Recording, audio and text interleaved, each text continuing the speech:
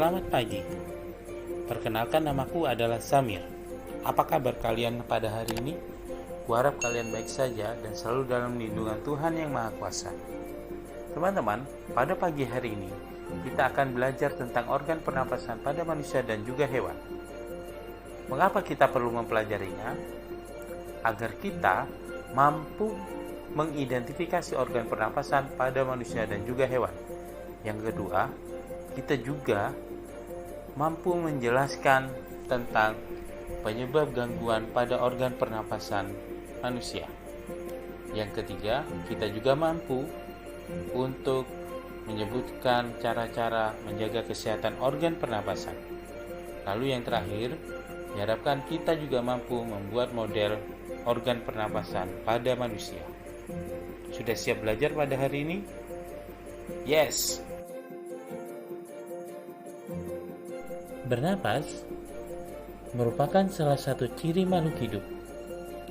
Bernapas adalah proses mengisap dan mengembuskan udara melalui alat pernapasan. Udara yang dihisap banyak mengandung oksigen atau disebut O2, sedangkan udara yang dihembuskan banyak mengandung karbon dioksida atau kita sebut CO2. Hewan dan tumbuhan juga bernapas loh. Udara pernapasan yang diperlukan untuk membakar sari-sari makanan sehingga diperoleh tenaga.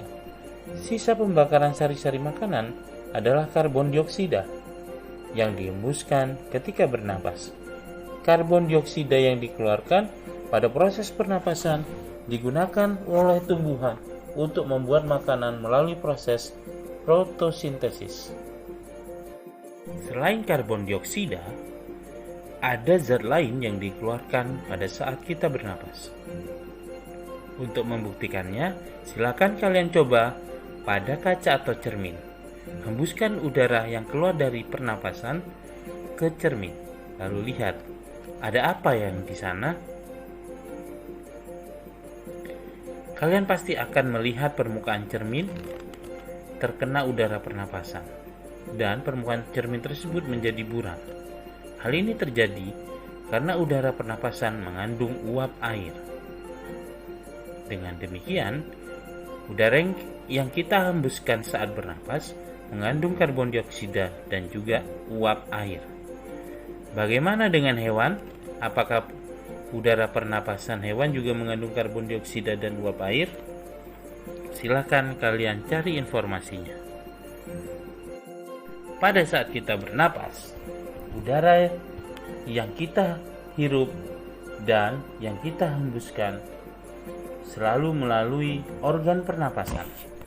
Organ pernapasan kita terdiri atas lubang hidung, batang tenggorokan, cabang tenggorokan, paru-paru, dan gelembung paru-paru.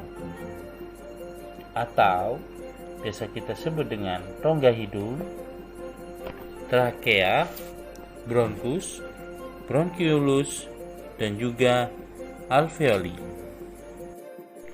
Organ pernapasan pada manusia yang pertama adalah hidung. Hidung terdiri atas dua bagian, yaitu lubang hidung dan rongga hidung. Udara pernapasan yang kita hirup mula-mula melalui lubang hidung. Udara pernapasan juga dapat masuk melalui mulut. Namun, bernapas yang dianjurkan, yang lebih baik adalah bernapas menggunakan hidung. Karena di dalam hidung terdapat bulu-bulu halus dan lendir yang berfungsi untuk menyaring udara pernapasan dari debu dan bibit penyakit. Adanya lendir menyebabkan udara yang masuk ke paru-paru menjadi hangat dan cukup lembab. Nah, sebagai penyaring penghangat udara pernapasan, hidung juga merupakan indera pencium. Oleh karena itu, kita lebih baik bernapas dengan hidung daripada mulut. Hidung dan paru-paru dihubungkan oleh batang tenggorokan. Panjang batang tenggorokan sekitar 10 cm. Di pangkal tenggorokan terdapat tekak. Tekak merupakan persimpangan antara mulut ke kerongkongan dan rongga hidung ke tenggorokan. Batang tenggorokan memiliki dua cabang disebut bronkus. Bronkus berfungsi sebagai jalan udara menuju paru-paru. Bronkus bercabang lagi menjadi bronkiolus. Bronkiolus bermuara di bagian terakhir, yaitu alveolus. Adanya alveolus memungkinkan terjadinya polusan daerah permukaan yang berperan penting dalam pertukaran gas O2 dari udara bebas ke sel-sel darah dan CO2 dari sel-sel darah ke udara. Pada proses masuknya oksigen dan keluarnya karbon dioksida pada alat pernapasan terjadi pada saat berlangsungnya proses pernapasan. Proses tersebut diatur oleh otot diafragma dan otot antar tulang rusuk. Berdasarkan caranya, pernapasan kita dibedakan menjadi dua, yaitu pernapasan dada dan pernapasan perut.